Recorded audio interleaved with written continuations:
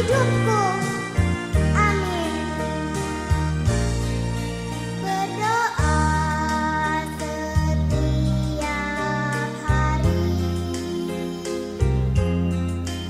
itulah yang kulakukan. Dalam susah maupun senang, ku dapat bersuka cita, karena ku doa setiap hari. Dalam susah maupun senang, ku dapat bersuka cita, karena ku doa setiap hari. Karena ku doa setiap hari.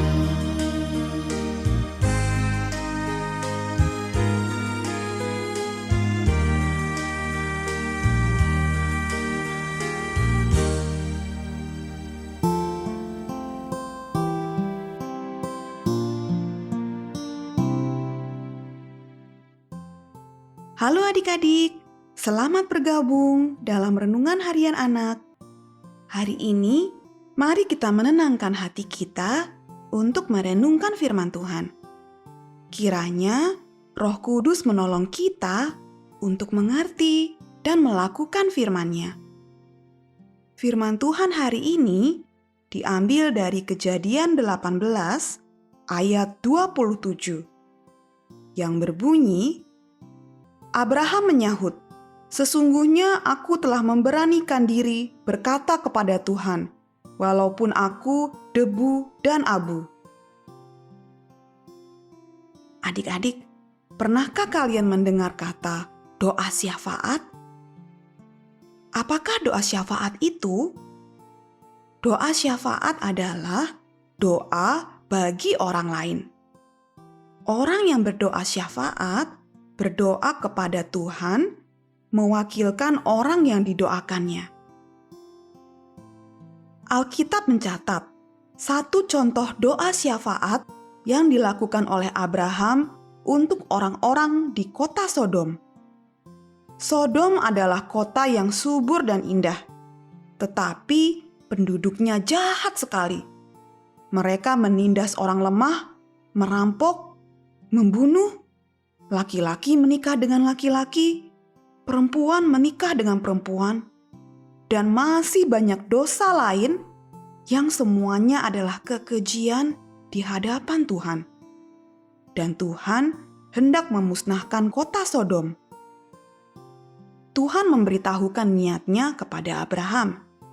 Kemudian Abraham datang kepada Tuhan dan berkata, "Bagaimana sekiranya ada 50 orang benar dalam kota itu? Apakah engkau akan melenyapkan tempat itu? Dan tidakkah engkau mengampuninya karena ke-50 orang benar yang ada di dalamnya itu?" Tuhan berfirman, "Jika kudapati 50 orang benar dalam kota Sodom, aku akan mengampuni seluruh tempat itu karena mereka."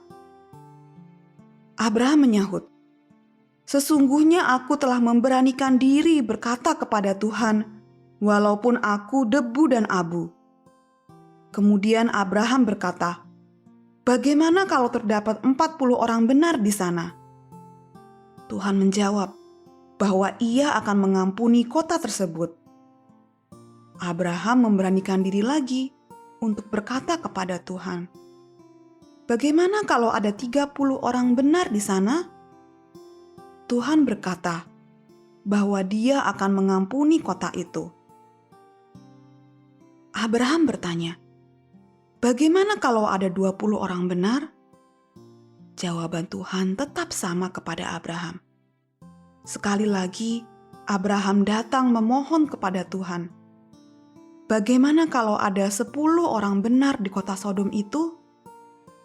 Tuhan dengan sabar menjawab bahwa Ia akan mengampuni kota Sodom karena 10 orang benar tersebut. Nah adik-adik, Abraham telah memberikan contoh bagaimana berdoa syafaat bagi orang lain. Ia berdoa di hadapan Allah mewakili orang-orang Sodom yang tidak bisa mendoakan dirinya sendiri. Demikian pula kita, sebagai anak-anak Tuhan, kita juga dipanggil untuk berdoa. Bukan hanya untuk diri sendiri saja, tetapi juga bagi orang lain. Kita bisa berdoa untuk teman, untuk saudara yang belum percaya kepada Tuhan Yesus, agar mereka boleh mengenal Tuhan Yesus. Kita bisa berdoa untuk teman atau saudara yang sedang sakit. Kita juga bisa berdoa untuk orang yang sedang berada di dalam kesusahan. Maukah kita berdoa syafaat untuk orang lain? Mari kita berdoa. Bapa di surga, terima kasih atas firman-Mu hari ini. Kami boleh belajar menjadi pendoa syafaat seperti Abraham. Kiranya Tuhan tolong kami untuk mengingat orang lain dan mendoakan mereka, karena itu adalah hal yang berkenan di hadapan Tuhan. Di dalam nama Tuhan Yesus Kristus, kami berdoa. Amin. Adik-adik, sampai di sini dulu renungan kita untuk hari ini. Nantikan dan ikuti renungan harian anak. Tuhan memberkati.